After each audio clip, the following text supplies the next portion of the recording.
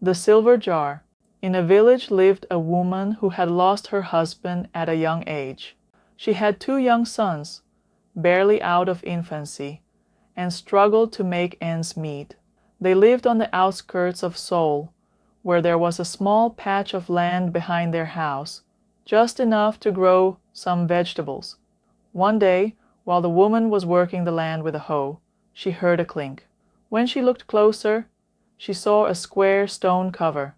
She moved the dirt aside and uncovered a large jar. The jar was heavy. When she opened it, she found it full of silver coins.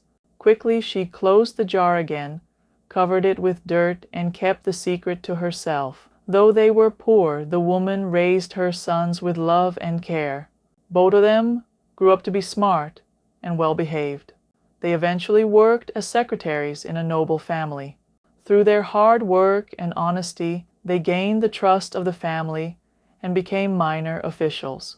Their family's situation improved, and they no longer lived in poverty. Years later, the woman gathered her sons, their wives, and her grandchildren, and took them to the spot where she had buried the jar. She opened it, revealing the silver coins. "Mother, how did you know this silver was here?" One of the sons asked. She replied quietly, "Back then, I was poor, just like we are now. I found this chest full of silver and knew it could make us rich. But I also knew that if I used it right away, you would never know the struggles of life. You'd grow up spoiled, thinking wealth was easy to come by.